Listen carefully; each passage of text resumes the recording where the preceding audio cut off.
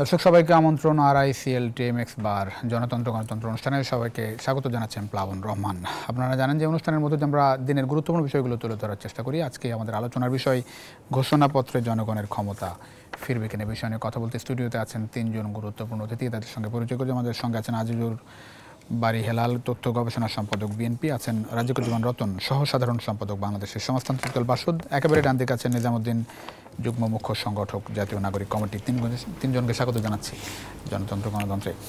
আজিজুল বাড়ি হেলাল, নিশ্চয়ই জানেন যে আজকে আগামীকাল বিকাল 4টায় রাজনৈতিক দলগুলোর সঙ্গে আসলে জুলাই ঘোষণাপত্র নিয়ে বৈঠক করতে যাচ্ছে অন্তর্বর্তী সরকার, এবং আশা করা হচ্ছে যে সরকার আশা করে যে একটা ঐক্যমতের ভিত্তিতে জুলাই ঘোষণাপত্র চূড়ান্ত হবে। আপনি আসলে কতটা আশাবাদী সর্বদলীয় বৈঠক নিয়ে? কতটা একমত হতে পারবে সবাই? আমার কাছে যেটা মনে হয় যে জুলাই ঘোষণাপত্র, যে প্রোক্লামেশন অফ রেভলিউশন, এটাই তো জুলাই ঘোষণাপত্র। এইটা তো 31শে ডিসেম্বর থেকে 15ই জানুয়ারি, এরপরে এটা 17ই জানুয়ারি হলো, বা 17ই জানুয়ারি দিবে।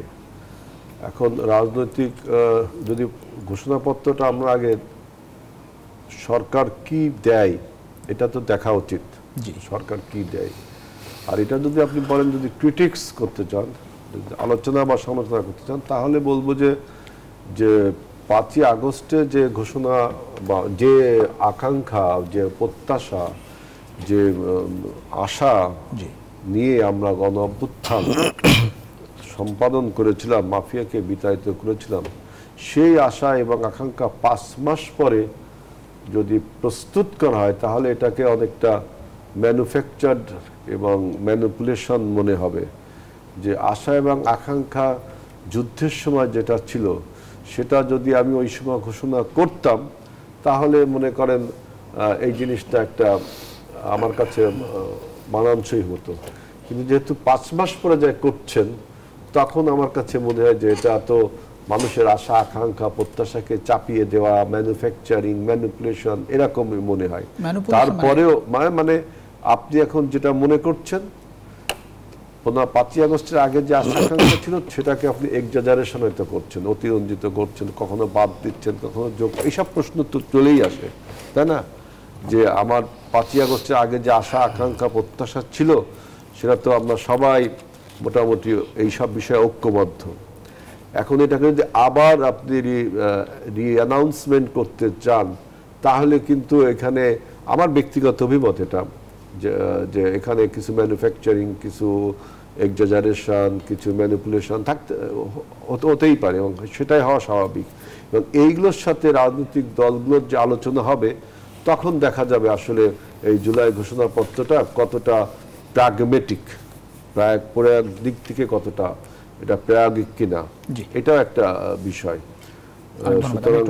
জি, রাজিকুজ্জামান রতন, এই জায়গায় একটু আপনার মতামত চাই। সেটা হচ্ছে যে যেটা বলছিলেন যে 5 মাস আগে 5 মাস পর এখন কেন আসলে প্রশ্ন তুলছেন যে এটি অনেক কিছু আসলে হতে পারে এবং রাজনৈতিক দলগুলোর ঐক্যমতের জায়গাটাই আপনি আসলে কতটা আশাবাদী এটি নিয়ে আসলে মানে কোনো রকম জটিলতা আপনি দেখছেন?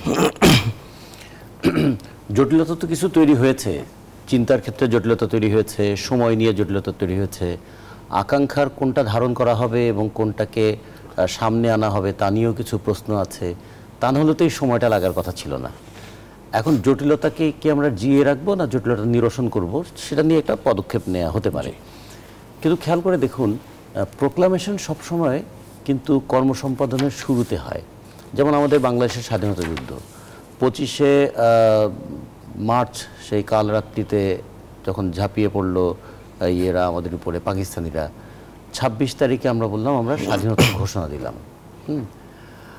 তারপরে প্রোক্লামেশন অফ ইন্ডিপেন্ডেন্স হলো আমাদের 10ই এপ্রিল 1971 সাল, এবং তারপরে হলো অস্থায়ী সরকার গঠন। এরপরে 16ই ডিসেম্বর আমাদের বিজয় অর্জন, তারপর 72 সালের 4 নভেম্বর আমাদের সংবিধান। এই তো আমাদের যদি দেখি একটা আমার স্বাধীনতার ক্ষেত্র, কিংবা যদি আমরা বলি যে ফরাসি বিপ্লবের ক্ষেত্রে যদি প্রোক্লামেশনের কথা যদি বলি, ফরাসি বিপ্লবের আগেই তো তারা বলেছিল সাম্য, মৈত্রী, স্বাধীনতা চাই। হ্যাঁ, আর আমাদেরও প্রোক্লামেশন অফ ইন্ডিপেন্ডেন্সের মধ্যে ছিল সাম্য, মানবিক মর্যাদা এবং সামাজিক ন্যায় সুবিচার এই ছিল। তো ফলে প্রোক্লামেশনটা একটু আগে হয়, তারপরে সেই অনুযায়ী মানুষ আগে। কিংবা এরশাদ বিরোধী আন্দোলনে দেখুন, আমরা যখন 3 জোটের রূপরেখা করেছিলাম নভেম্বরের 19 তারিখে, এবং তারপরে ডিসেম্বরের 6 তারিখে এরশাদের পতন এবং ক্ষমতাচ্যুত হয় এরশাদ। ফলে এগুলো নিয়ে একটা টাইম ফ্যাক্টর আছে। কিন্তু সবচেয়ে গুরুত্বপূর্ণ বিষয়, যখন সামনে ফ্যাসিস্ট সরকারটা ছিল, তখন ফ্যাসিবাদের বিরুদ্ধে লড়াই করতে গিয়ে যে চেতনায় সবাই ঐক্যবদ্ধ হয়েছিলেন, আজকে যখন সেই ফ্যাসিস্ট সরকারটা নেই, তখন কিন্তু অনেক ধরনের নতুন নতুন আবার আকাঙ্ক্ষা এবং নতুন নতুন সমস্যা তৈরি হচ্ছে, যে কারণে টাইম একটা ফ্যাক্টর। ধরুন আমরা যদি স্বাধীনতা যুদ্ধের মতো এত বড় একটা ঘটনা, একটা বিষয় আসছে সামনে আসছে, সেটি হচ্ছে যে মানে বিষয়টি এরকম যে গণঅভ্যুত্থানের ঘোষণাপত্র ছাড়া এই সরকার বেআইনি অবৈধ এরকম কোনো বিষয় না, এরকম কোনো প্রশ্নই ওঠে না। কারণ এই সরকারকে অবৈধ বলার কোনো নৈতিক ভিত্তি নাই। এমনকি এই সরকারকে অবৈধ বলার এখন আইনগত ভিত্তিটাও প্রায় অনুপস্থিত। কী কারণে? তারা সুপ্রিম কোর্টের কাছ থেকে তো একটা ব্যাখ্যা নিয়ে এসেছেন। এবং সবসময় একটা জিনিস খেয়াল করার মতো, গণ অভ্যুত্থান কোনো আইন মেনে হয় না, গণ অভ্যুত্থানের পরে আইন মেনে রাষ্ট্র এবং সমাজকে চলতে হয়। ফলে সেই ক্ষেত্রে গণ অভ্যুত্থানকে বেআইনি বলার কোনো বেআইনি বলা, অনৈতিক বলার কোনো সুযোগ নেই, বরঞ্চ জনগণের ইচ্ছার একটা প্রতীক হিসাবে গণ অভ্যুত্থান হয়েছিল, এটা আমরা বলতে পারি।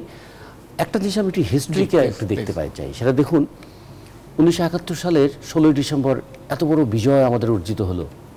খেয়াল করে দেখুন তো, 6 মাসের মধ্যে কিন্তু দেশের মধ্যে চিন্তার পরিবর্তন হয়েছে, যে কারণে 72 সালের জুলাই মাসে ছাত্রলীগের সম্মেলনকে কেন্দ্র করে ছাত্রলীগ 2 ভাগ হয়ে গেল। এক ভাগে শেখ মুজিব গেলেন, আর এক ভাগে শেখ মুজিব গেলেন না। এই তো ছাত্রলীগ, যে ছাত্রলীগ নেতৃত্বে ছিল সেই ছাত্রলীগেরও 2 ভাগ হয়ে গেল। 72 সালের 31শে অক্টোবর জাসদ প্রতিষ্ঠা হলো। তারপরে কখনো কখনো বিপ্লবের আগে এবং বিপ্লবের পরে, স্বাধীনতা যুদ্ধের আগে এবং স্বাধীনতা যুদ্ধের পরে, ফ্যাসিবাদের বিরুদ্ধে লড়াই করার সময় এবং ফ্যাসিবাদ পরাজিত হওয়ার পরে, এই সবসময় কিন্তু আকাঙ্ক্ষাগুলো একরকম থাকে না। তখন আবার ঐক্যের ধারণাটাও একরকম থাকে না। যে কারণে আকাঙ্ক্ষা কি, মানে এটা কি প্রয়োজন আছে না প্রয়োজন নাই? এখনকার আকাঙ্ক্ষা হচ্ছে আরেকটা, সেটা কি, ফ্যাসিস্ট বিদায় হয়েছে কিন্তু ফ্যাসিস্ট মননটা কি আছে?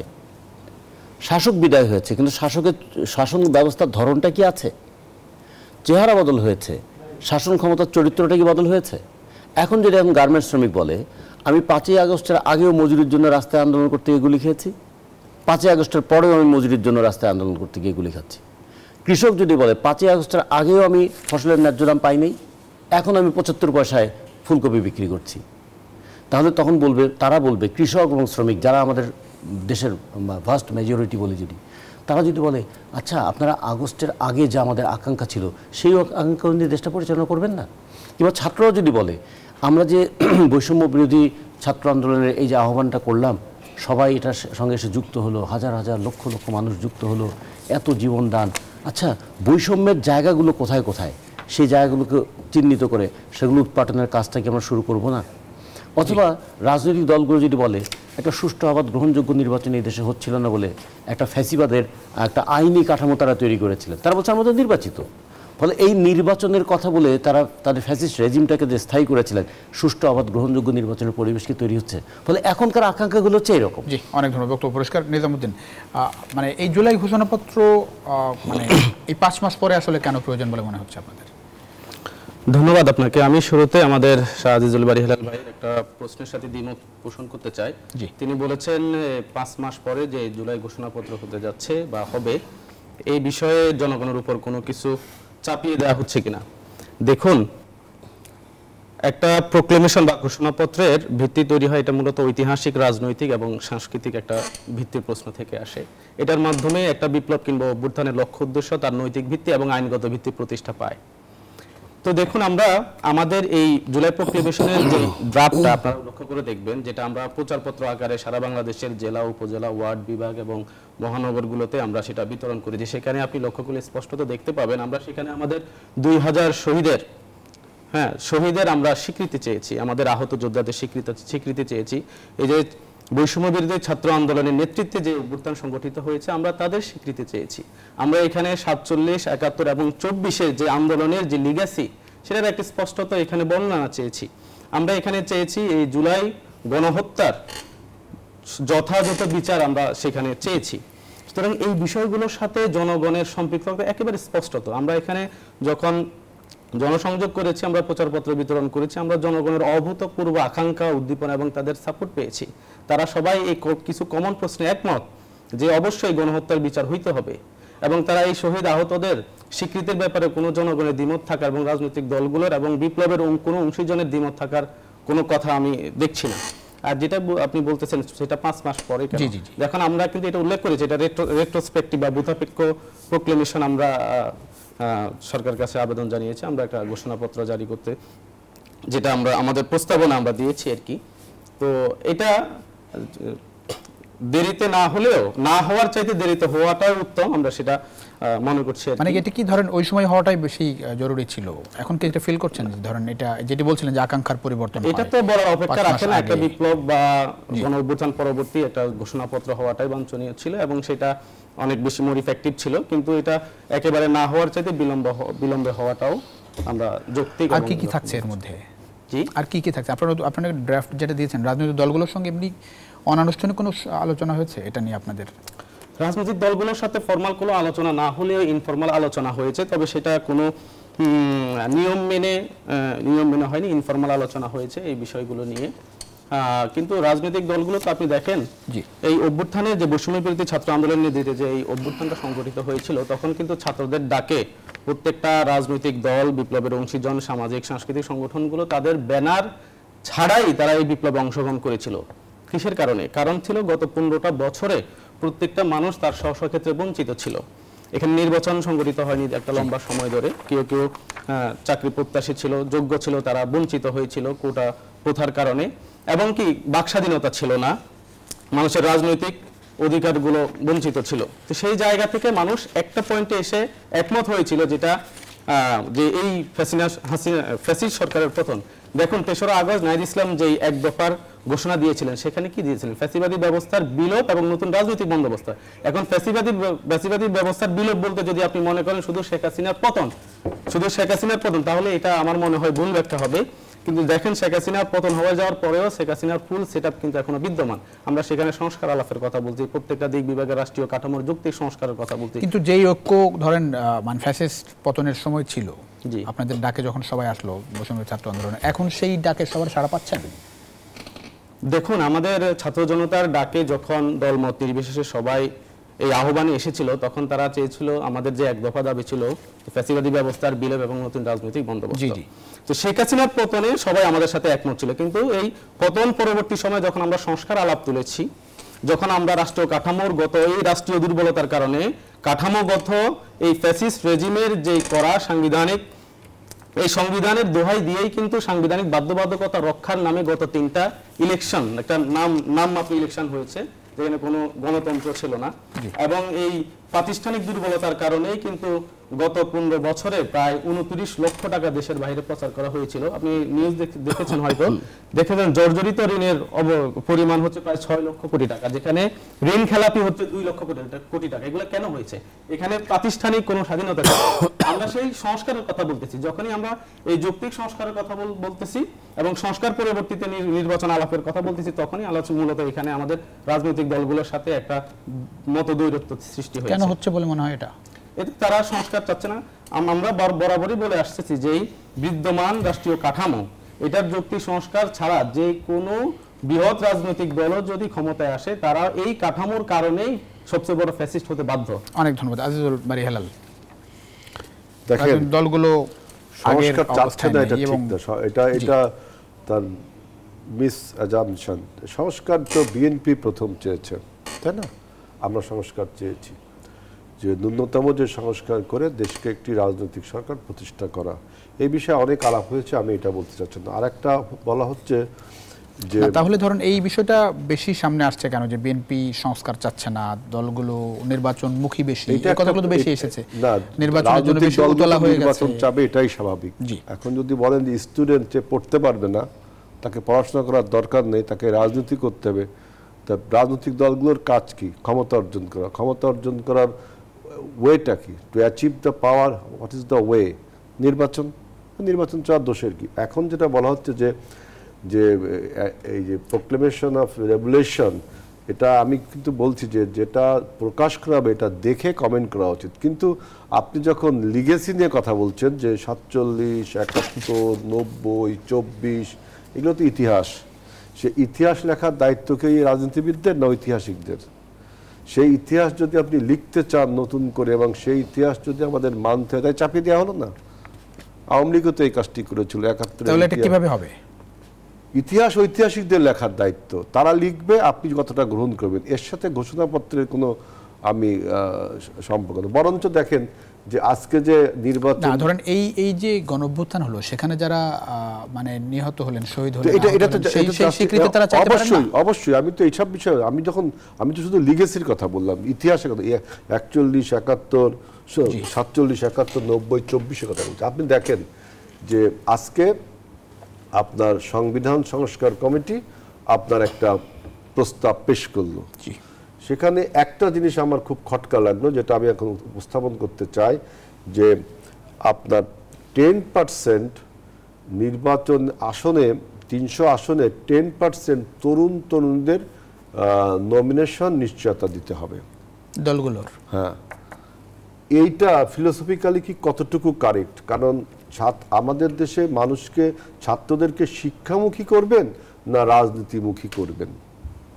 আমাদের রাজনীতি কিন্তু এখনো আপনার অনেক ক্রিমিনালাইজেশন বলেন, আপনার কারাপশন বলেন, আরো অনেক দোষে দুষ্ট, এটাকে আরো আপনার মডিফাই করা উচিত। কিন্তু তারপর যতই রাজনীতি ভালো ফাইন হোক না কেন, আমাদের ছাত্রদেরকে কি করা উচিত? শিক্ষামুখী করা উচিত।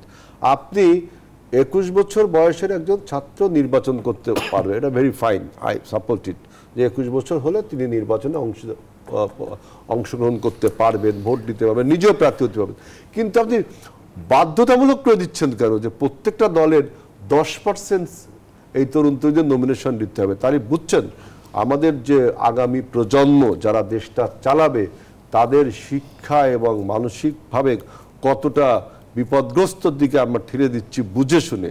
সুতরাং এইটা আমি চ্যালেঞ্জ করলাম যে এইটাকে বাদ দেওয়া উচিত। অনেক ধন্যবাদ। আমরা একটা বিরতির সময় চলে যাবো। রতন, এই জায়গায় যদি একটু আপনার মতামত দেন একটু। এখন জি প্লিজ। এই যে 21 বছর এবং এটা কিন্তু তারা প্রোক্লামেশনের মধ্যে এটা আবার উল্লেখ করেনি, এটা হচ্ছে সংস্কার কমিশন করছে। কিন্তু যে কথাটা এখানে এসছে যে আমরা কি সংস্কার চাই না?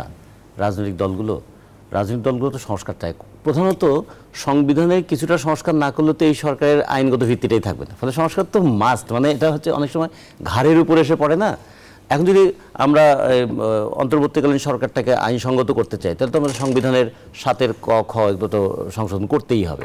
আবার যদি সুষ্ঠু অবাধ গ্রহণযোগ্য নির্বাচন করতে চাই, তাহলে তত্ত্বাবধায়ক সরকারের বিধানটা আনতেই হবে, তাহলে তো সংবিধানকে সংশোধন করতে হবে। ফলে সেটা প্রশ্ন নয়। প্রশ্ন হচ্ছে যে সংস্কার এবং ঘোষণা দুটো কিন্তু এক জিনিস না। ঘোষণা হচ্ছে আন্দোলনের ঘোষণা, আর সংস্কার হচ্ছে বিজয়ী হওয়ার পরেই তার কর্মকাণ্ড। ফলে সংস্কার কর্মকাণ্ড হচ্ছে যে ফ্যাসিবাদের পরাজয়ের পরে, আর প্রোক্লামেশনটা হওয়ার কথা ছিল ফ্যাসিবাদকে পরাজিত করার জন্য কোন দাবিতে আমরা জনগণকে বলছিলেন যে মানে এটা পরে হলেও হওয়া উচিত না। সেটা তো একটা জিনিস। যেমন ধরুন এই আন্দোলনে যারা নিহত হয়েছেন তাদের আমরা স্বীকৃতি চাই। এটা কি প্রোক্লামেশনে পড়বে না এটা দাবির মধ্যে পড়বে? কারণ আমি তো আন্দোলনের আগে তো বলতে পারি না যে কে নিহত হবে। তাহলে এটা অবশ্যই পড়তে হবে দাবির মধ্যে, যে যেহেতু আন্দোলনটা শেষ হয়েছে, যারা নিহত হয়েছেন তাদের আমরা স্বীকৃতি চাই, তাদের ক্ষতিপূরণ চাই, যারা হত্যা করেছে তাদের বিচার চাই। তাহলে নিহতদের স্বীকৃতি এবং হত্যাকারীদের বিচার, এটা হবে আন্দোলনের শেষে বিজয়ের পরে দাবি। এটা প্রোক্লামেশনের মধ্যে থাকবে না। আচ্ছা, ইউনূস সাহেব কি বিজয়ের পরে ক্ষমতায় এসছেন না বিজয়ের আগে আসছিলেন? আচ্ছা, 5ই আগস্টের আগে কি ঘোষণা করা হয়েছিল যে ইউনূস সাহেবকে অন্তর্বর্তীকালীন সরকার প্রধান করা হবে? তাহলে এখন যদি প্রোক্লামেশনে ইউনূস সাহেবের অবস্থানটাকে জাস্টিফাই করা হয়, তাহলে কি এটা কি প্রোক্লামেশন মানে বিজয়ের আগে ছিল না এটা বিজয়ের পরে হয়েছে? 5 তারিখে শেখ হাসিনার পদত্যাগ এবং পলায়নের পরে, তারপরে তো 8 তারিখে নতুন যে অন্তর্বর্তীকালীন সরকার গঠিত হলো। তার মানে এটা তো বিজয়েরও 2 দিন পরে, 3 দিন পরে হলো। তাহলে এটা কি ঘোষণার মধ্যে থাকবে না এটা পরবর্তী কর্মসূচি যেটাকে আমরা অ্যাকসেপ্ট করব, অ্যাডাপ্ট করব বা এটাকে আমরা রেটিফাই করব তার মধ্যে পড়বে? ফলে এই জন্য বলছি টাইমটা একটা গুরুত্বপূর্ণ হয়েছে। আমি একটু পরে দেখলাম, পরে দেখে মনে হলো যে তারা অনেক বিষয় চিন্তা করেছেন। এর ব্যাপারে তাদেরকে ধন্যবাদ জানাই যে চিন্তা করেছেন। কিন্তু একটা হচ্ছে চিন্তা করা, আর হলো আইনসঙ্গত করার জন্য পদক্ষেপগুলোর একটা, যেটা তারা যেহেতু লিগেসির কথা বলছে, তাহলে হিস্ট্রিতে যেহেতু লিগেসি একটা ফ্যাক্টর, হিস্ট্রিতে টাইমটাও একটা ফ্যাক্টর। কোন সময়ে কোন কাজটা সেই সময়ের জন্য যথার্থ ছিল। জি, একটা বিরতির পরে ফিরছি আপনার কাছে। দর্শক, ছোট্ট একটা বিরতিতে যাচ্ছি জনতন্ত্র গণতন্ত্রে, আশা করি আপনাদের সঙ্গে পাচ্ছি বিরতির পর। দর্শক, আবারও স্বাগত জনতন্ত্র গণতন্ত্র অনুষ্ঠানে। আপনাদের সঙ্গে আছেন প্লাবন রহমান। কথা বলছিলাম ঘোষণাপত্রে জনগণের ক্ষমতার বিষয় নিয়ে। আমাদের সঙ্গে আছেন আজিজুল বারে হেলাল, আছেন রাজিকুজ্জামান রতন, আছেন নিজামুদ্দিন। এখানেই অনেক বেশি কথা হচ্ছে ঘোষণাপত্র নিয়ে পক্ষে বিপক্ষে। আমি একটু জানতে চাই যে আপনারাও আশা করছেন, সরকারও আশা করছে একটা ঐক্যমতের ভিত্তিতে একটি দলিল হিসেবে প্রণীত হবে। যদি ঐক্যমত্য না হয় সেক্ষেত্রে কি দেখছেন? ধন্যবাদ। আপনার প্রশ্নের উত্তরের আগে আমি জনাব আজিজুল বারী হেলাল ভাইয়ের কয়েকটা প্রশ্নের উত্তর দিতে চাই। প্রশ্ন না, ওনার কিছু মতের সাথে আমি দ্বিমত পোষণ করতে চাই। জি, উনি শিক্ষা এবং রাজনীতিটাকে একটা সাংগঠনিক মুখোমুখি দাঁড় করাচ্ছেন বা করানোর চেষ্টা করতেছেন। দেখুন, শিক্ষা এবং রাজনীতি দুটা কিন্তু সাংগঠনিক বিষয় না, একটি আরেকটি পরিপূরক। দেখুন, ফ্রান্সের ইমানুয়েল ম্যাক্রো তিনি কিন্তু 25 বছর বয়সে প্রধানমন্ত্রী হয়েছেন। কানাডার জাস্টিন ট্রুডো তিনিও কিন্তু 30 বছরের নিচে এই বয়সে তিনি কিন্তু প্রধানমন্ত্রী হয়েছেন। আমরা চাচ্ছি এই সংস্কারটাই। এখন ফ্রান্স বাংলাদেশ বা কানাডা বাংলাদেশকে এক হলো, মানে এখন আমরা সেটাই চাচ্ছি। বাংলাদেশের যে ঘুণে ধরা রাজনীতি, যে কাঠামো, যেখানে ব্যক্তি রাজনীতি করা, পরিবারতান্ত্রিক রাজনীতি করা, আমরা যেখানে পরিবারতন্ত্র দেখেছি, স্বৈরশাসন দেখেছি, এখানে ব্যক্তি নির্ভর রাজনীতি দেখেছি। হ্যাঁ, ব্যক্তিকে মেনটেন করতে গিয়ে দেখা গেছে একটা ছাত্র সংগঠন লেজুর ভিত্তিক করতে গিয়ে তার ছাত্র জীবন চলে যাচ্ছে, তার পড়াশোনার সময় চলে যাচ্ছে। একটা ব্যক্তিকে মেনটেন করতে গিয়ে, খুশি করতে গিয়ে, সন্তুষ্ট করতে গিয়ে তার শিক্ষা জীবন চলে যাচ্ছে। দেখা গেছে ওই ব্যক্তিটা সন্তুষ্ট হওয়ার উপর নির্ভর করছে তার পলিটিক্যাল ক্যারিয়ার হবে কি হবে না। আমরা মূলত সেই সংস্কারটা চাচ্ছি। একটা ছেলে পড়াশোনার মধ্য দিয়ে রাজনৈতিক সচেতন হয়ে উঠবে, তার পলিটিক্যাল ক্যারিয়ার গড়ে উঠবে। এখানে বয়স ম্যাটার করে না। সে যদি শিক্ষার মধ্য দিয়ে পলিটিক্সটা শিখবে এবং সেটার মধ্য দিয়ে জনগণের চিন্তা চেতনা, তার চোখের ভাষা, মনের ভাষা বোঝার মধ্যে দিয়ে তার পলিটিক্যাল ক্যারিয়ারটা করবে। এটার উদাহরণ আছে, আমরা সেই ওয়েস্টার্ন মডেলকে ধরে তো আগাতে পারি। আমি এক মিনিট ইন্টারফেয়ার করব। আমি কিন্তু তোমার কথার সাথে দ্বিমত করিনি, তোমার কথা আমার সাথে একরকম। আমি শুধু বলছি যে 10% ছাত্রকে নমিনেশন দিতে প্রত্যেক দল বাধ্য থাকবে, এইটা আমার অবজেকশন। আর কোনো জায়গায় অবজেকশন নেই। ছাত্র অবস্থা মতো রাজনীতি, আমি তো এটা 21 বছরে তুমি অপোজ করছেন, 21 বছরে তো একটা নমিনেশন দিতে বাধ্য। এখানে সংস্কার কমিশনে এখানে আমি একটা কথা বলে রাখি, নোট দিয়ে রাখি। সংস্কার কমিশন বলেছে যে তারা 21 বছরের একটা বয়স সীমা দিয়েছে, কিন্তু এটাও আবার তারা বলেছে যে 5 বছরের ট্যাক্স রিটার্ন থাকতে হবে। তাহলে 21 বছরে যদি সে মনোনয়ন পায় তাহলে 5 বছর ট্যাক্স, তাহলে তো সে তো ছাত্র, তাহলে সে ট্যাগ দিবে কোথায়? এইটার সমালোচনা আমি করে রাখলাম। আপনি যে বিষয়টা প্রশ্ন করেছেন ঐক্যমতের জায়গাটাই, জি ঐক্যমত যদি পপুলেশনটা না হয় আমরা ঠিক হবে। দেখুন, এই দাবিটা কিন্তু জনগণের আমাদের সাথে রাজনৈতিক দলগুলোর সাথে ঐক্যমত হচ্ছে না কেন? দেখুন, শুধুমাত্র নিচক একটা নির্বাচনের জন্য কিন্তু এতগুলো মানুষ জীবন দেয় নাই। প্রায় 30,000 আহত, জীবন্ত শহীদ হয়েছে যারা, তারা কিন্তু এই আত্মত্যাগ শুধুমাত্র নির্বাচনের জন্য করে না। যদি করতো তাহলে কিন্তু তারা 2014 নির্বাচনে এইভাবে জীবন দিত, তারা 18/900 নির্বাচনে কিন্তু জীবন দিত, কিংবা 2023-এর যে ডামি ইলেকশন বলেন সেখানে কিন্তু জীবন দিত। এতগুলো মানুষ কিন্তু জীবন দেয় নাই। শুধু নির্বাচনের প্রশ্ন আসছে, শুধু নির্বাচন চাচ্ছে দলগুলো, বিষয়টা এরকম। দেখুন, কিন্তু ঘুরে ফিরে কিন্তু সেই প্রশ্নটাই আসতেছে যে নির্বাচিত সরকার ছাড়া সংস্কার বৈধ হবে না। এই আলাপটা কিন্তু ঘুরে ফিরে সব জায়গায় হচ্ছে। তার মানে ঘুরে ফিরে নির্বাচনের প্রশ্নটাই আসছে। কিন্তু মনে হচ্ছে এমনটাই যে একটা লম্বা সময় পরে ক্ষমতার যেই স্বাদ কিংবা তৃষ্ণা ছিল সেটা এখন ম্যাক্সিমাইজ করার জন্য একটা প্রতিযোগিতা, অসম প্রতিযোগিতা সৃষ্টি হয়েছে। কিন্তু মানুষ তো সেটা মনে করে না। মানুষ তো চায় যে একটা ফ্যাসিস্ট দলের পরিবর্তন হয়েছে, সেই জায়গায় অন্য কেউ এসে এই কাঠামোগত কারণেই সেই ফ্যাসিজম আবার প্র্যাকটিস করতে তারা বাধ্য হবে। আমরা এটা দেখেছি, রিফ্লেকশনটা গত 5 মাসে আমরা দেখতে পাচ্ছি। জায়গায় জায়গায় চাঁদাবাজি হচ্ছে, টেন্ডারবাজি হচ্ছে, সেই পুরনো হাট বাজার দখল, টেম্পো স্ট্যান্ড দখল, এগুলো চলতেছে। তো সেখানে আমরা যে প্রচারপত্র বিতরণ করে, জনসংযোগ করে, জনগণের সাথে মিশে আমরা যেটা বুঝতে পারছি, জনগণের মধ্যে আগ্রহ আছে যেই এটা স্বীকৃতি নিয়ে। তো সেটা যদি রাজনৈতিক দলগুলো যদি ঐক্যমতে না আসে, সেখানে আমাদের জাতীয় নাগরিক কমিটির আমাদের ফোরাম আছে, আমাদের কেন্দ্রীয় কার্যনির্বাহী পরিষদ আছে, সেখানে আমরা বসে আমাদের পরবর্তী দলীয় কর্মসূচি কি হবে, ধর্মীয় সেভাবে সেটা আমরা সেভাবে আগাবো। জি, অনেক ধন্যবাদ। হেলাল ভাই, এই জায়গাটা একটু শুনতে চাই, শুধু নির্বাচনের জন্য এত মানুষ আসলে জীবন দেয় নাই, এই কথাটা তো আসলে ঠিক না। আপনার যদি কোটা সংস্কার সরকার মেনে নিত, সরকার যদি চাকরি দেওয়ার ব্যবস্থা করত, ফ্যাসিস্ট সরকার, তাহলে কি মনে করতেন যে হাসিনার পতন হতো না? হতো তো, তারপরেও কিন্তু হাসিনার পতন হতো, কারণ রাজনৈতিক দলগুলো আরো বিলম্বিত হতো, এখন তো সে বিলম্বিত হতো, কিন্তু হতো তো। রাজনৈতিক দলগুলো তখনও রাজপথে এবং 17 বছর ব্যাপী এই সরকারকে চ্যালেঞ্জ জানিয়ে আসছে। কখনো জনগণ এসছে, কখনো আসেনি। 24-এ যখন সবাই আসলো তখন তাদের পতন হলো। সুতরাং সরকার চাকরি দেবে এটা মেনে নিলেই যে আপনার হাসিনার পতন হতো না, এটাও ঠিক না, এবং আপনার কোটা সংস্কার মেনে নিলেই যে হাসিনার পতন, এটাও ঠিক না। হাসিনার পতন হতোই, কারণ জনগণ তখনও রাস্তায় ছিল। আর একটা কথা, যে এই সরকারের কাজ যদি মনে করেন যে সমস্ত রাষ্ট্র সংস্কার থেকে শুরু করে বাংলাদেশকে একটা হেভেন বানানো, যদি এটা আপনি মনে করেন, তাহলে দেখেন এই সরকারের পারফরমেন্সের দুর্বলতা কিন্তু প্রচুর। এটা নিয়ে আলোচনা করলে আবার একটা টকশো করতে হবে। সুতরাং এই সরকারকে দিয়ে আপনি যে দায়িত্ব তাদের না, বা যে বোঝা তারা বহন করতে সক্ষম না, সেই বোঝা চাপিয়ে দিলে আসলে আপনার এই অভ্যুত্থান, এই আন্দোলন কিন্তু বিরুদ্ধে যে ষড়যন্ত্র, কিন্তু একটা প্রশ্ন করতে চাই, কিন্তু এই পারসেপশনটা কেন হচ্ছে যে বিএনপি বা অন্যান্য রাজনৈতিক দল শুধুমাত্র নির্বাচন, এটা প্রোপাগান্ডা, এটা প্রোগ্রাম। বিএনপি তো প্রথম সংস্কার প্রস্তাব দিয়েছে, এই গণঅভ্যুত্থান শুধুমাত্র 16 সাল থেকে সংস্কার প্রস্তাব দিয়েছে, জনগণ এসেছে, কখনো কখনো আসেনি। বিএনপি 20 সালে সর্বশেষ আপনার সংস্কার প্রস্তাব দিল অন্য রাজনৈতিক দলগুলোর সাথে ঐক্যবদ্ধ হয়ে 31 দফা সংস্কার প্রস্তাব। আমরা বলছি যে রাজনৈতিক সেটা কি যারা আছে রাস্তায়, তারা কি বিশ্বাস করে যে আপনারা ক্ষমতা গেলে করবেন? সবাই আছে রাস্তায়, এখন সবাই আছে।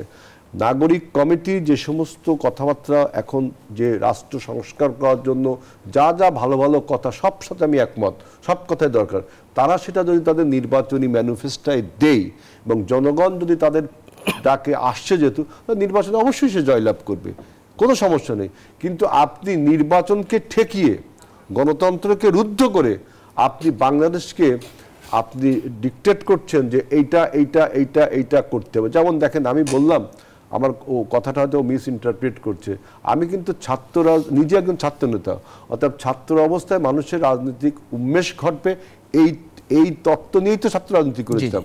আমি বলছি যে একজন ছাত্র নেতাকে নমিনেশন দিতে বাধ্য থাকবে সাংবিধানিকভাবে প্রত্যেকটা রাজনৈতিক দল, এইটা নিয়ে আমি ডিফার করেছি। এটা তো হয়, এইটা নিয়ে বক্তব্য পরিষ্কার। রাজিকুজ্জামান রতন, দুটো জিনিস একদম পরিষ্কার করতে হবে। আচ্ছা, এই সরকার কতদিন থাকবেন, আর এই সরকার কিভাবে ক্ষমতা হস্তান্তর করবেন?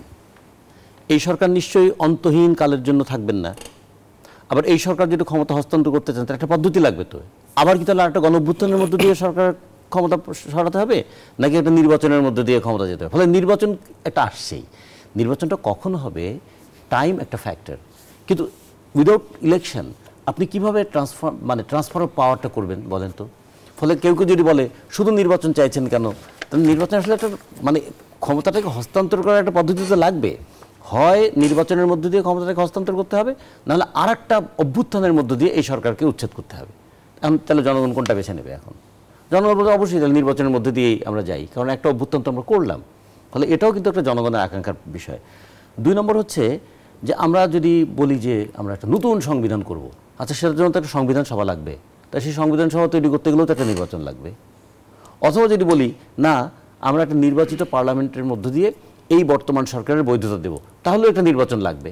মানে আপনি কোনো দিক থেকেই যে যান না কেন, নির্বাচন ছাড়া কি আর কোনো উপায় আছে? নাই তো। ফলে কেউ যেন নির্বাচন এবং সংস্কার দুটোকে মুখোমুখি দাঁড় করিয়ে না দেন।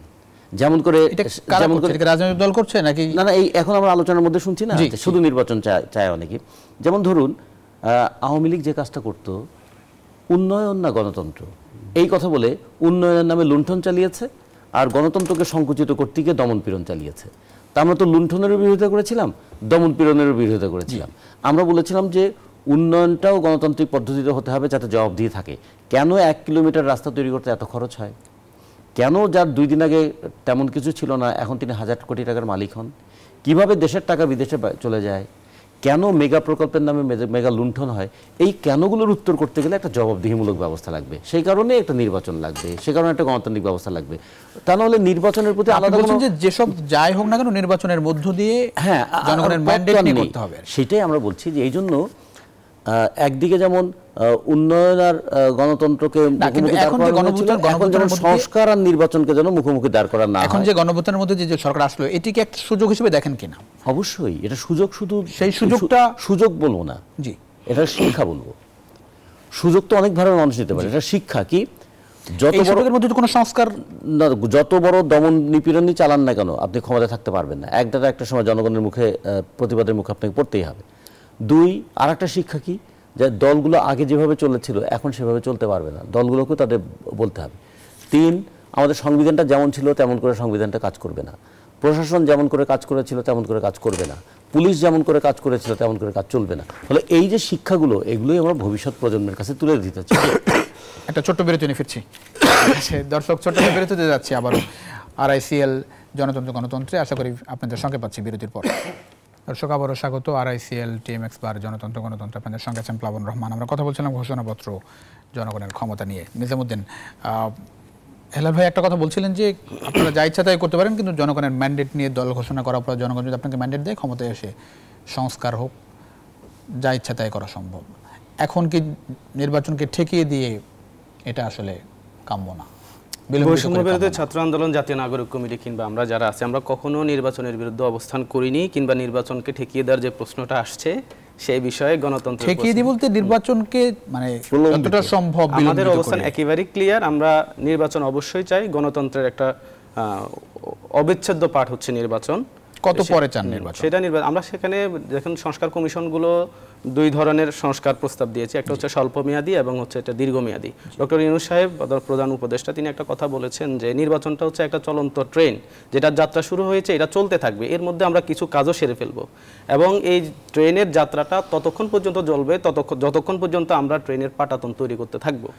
আমাদের চলতে থাকবে সংস্কার, এই দেশের যে বাস্তবতা তাতে করে সংস্কারের কোনো সীমা পরিসীমা নাই। আপনি এখন প্রশ্ন হচ্ছে যে বিতর্কিত সংবিধানের অধীনে নির্বাচন হবে, নির্বাচনের মধ্য দিয়ে নির্বাচিত পার্লামেন্ট আবার সেই সংবিধান সংস্কার করবে, বিষয়টা হাস্যকর না?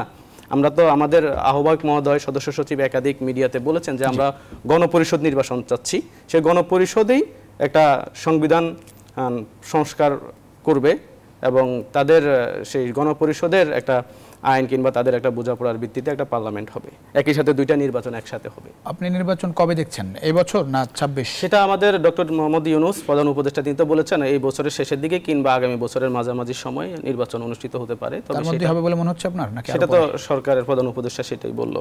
আমরা অনেক ধন্যবাদ। হেলাল ভাই, কবে দেখছেন নির্বাচন? আপনাকে এখানে একটু অ্যাড করি আমি, প্লিজ, খুব শর্টলি প্লিজ। জি, আমি একটু অ্যাড করি। এখানে অনেকগুলো বিষয় আছে যে নির্বাচিত সরকার এসে তারা সংস্কারগুলো করবে। দেখুন, আমাদের কিন্তু তিক্ত অভিজ্ঞতা আছে।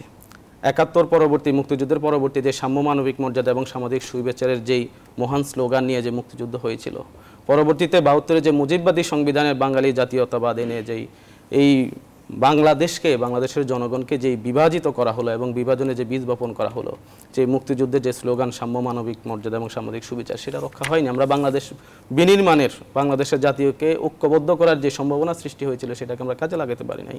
৯০-এর গণ অভ্যুত্থান পরবর্তী সময়ে কিন্তু রাজনৈতিক দলরা শুধু নির্বাচন নিয়ে ব্যস্ত হয়ে গিয়েছিল। তারা তখনও কিন্তু অভ্যুত্থানের যে বয়ান ছিল, যে ন্যারেটিভ ছিল, সেটাকে প্রতিষ্ঠা করে নাই। পরবর্তীতে সেটা একটা সামাজিক, এখনো সেই আশঙ্কা আপনারা করছেন। ২৪-এ এসেও কিন্তু সেই এটাই আমরা দেখতে পাচ্ছি, যে এই বিপ্লবটা বেহাত হয়। সেরকম শুধু একটা নির্বাচনের বয়ান দিয়ে একটা নির্বাচিত সরকার আসবে অতীতের মতো। তো নির্বাচিত সরকার এসে যে এই শতভাগের সংস্কারগুলো করবে সে বিষয়ে আমরা শতভাগ সুনিশ্চিত হতে পারছি না। জি, ধন্যবাদ হেলাল। এই জায়গাটাই যে প্রশ্নটি করেছিলাম যে আসলে বিশ্বাস অবিশ্বাসের জায়গা, দেখেন নির্বাচিত সরকার এসে কিছু করবে না, এগুলো আমি একটু ওর কথায় বলি, ১.৫ মিনিট সময় খুব বলি যে আমাদের পূর্বপুরুষরা তারা অনেক অবদান রেখেছে বলে আজকে আমরা স্বাধীন বাংলাদেশ পেয়েছি, আমরা স্বৈরাচার মুক্ত বাংলাদেশ পেয়েছি। আমাদের ভবিষ্যৎ মানে আমাদের নেক্সট জেনারেশন, যে গোল্ডেন জেনারেশন অবদান রেখেছে, তার সাথে কিন্তু আমরাও জড়িত, আমাদের পূর্বপুরুষরাও জড়িত বলে আমরা ২৪ পেয়েছি। কাউকে বিভাজিত করে এই যে আপনার ক্রেডিট ক্লেইম করার যে সিনড্রোম, এটা কিন্তু আমাদের ঐক্যর জন্য খারাপ। আরেকটা কথা, যে ডক্টর ইউনূস সাহেব বলেছেন যে ২৬ সালের প্রথমত মাঝামাঝি, জি। মাঝামাঝি এবং 25 সালে 1 বছর এবং 1.5 বছর যে সময়টা নিয়েছেন, এই সময় উনি কি করতে চান তার কোনো পরিষ্কার ধারণা দেয়নি। কারণ 1 মাসের মধ্যে আপনার সমস্ত কমিশনকে রিপোর্ট জমা দিয়ে দেবে। এই সংস্কারগুলো হবে সেটি না না, কমিশন রিপোর্ট, এই সংস্কার বাস্তবায়ন তো আর এই সরকার করবে না, কারণ তার সেই ম্যান্ডেট নেই, তাই না? নির্বাচিত সরকার যদি এটা অ্যাপ্রুভ না করে তাহলে এটা সব পণ্ডশ্রম হবে। আবার তিনি বললেন, যদি আমার এই সমস্ত সংস্কার প্রস্তাব রাজনৈতিক দলগুলো রিজেক্ট করে তাহলে আমি এই সংস্কার প্রস্তাব না নিয়ে আমি নির্বাচনে যাব। তাহলে আপনার এই পণ্ডশ্রম কেন? এত লোককে দায়িত্ব দিয়ে এই যে দেশের মধ্যে এত তর্ক বিতর্ক তুলে, ভালো তো ইন্টেনশন তো ভালো, উনি বলছেন যে ঐক্যমত না পৌঁছালে নির্বাচনতে চলে যাবে না। তাহলে আপনি যে সময়টা ক্ষেপণ করছেন, আপনি জানেন যে আপনি সংস্কার করতে পারবেন না, যদি মনে করেন আপনি যে জাতীয় রাজনীতিবিদরা আপনার এই সংস্কার প্রস্তাব মানবেন না, সবাই না চাইলেই তো হবে না। তাহলে আপনি সময় ক্ষেপণ তো করেন না। এর মধ্যে আমাদের গণ অভ্যুত্থানের বিরুদ্ধে যে ষড়যন্ত্র হচ্ছে বা হয়েছে, প্রতি বিপ্লবের যে ষড়যন্ত্রগুলো হচ্ছে, এর জন্য কি সরকার দুর্বল হয়ে পড়ছে না? সরকার ক্রমশ জনগণ থেকে বিচ্ছিন্ন হয়ে পড়ছে না?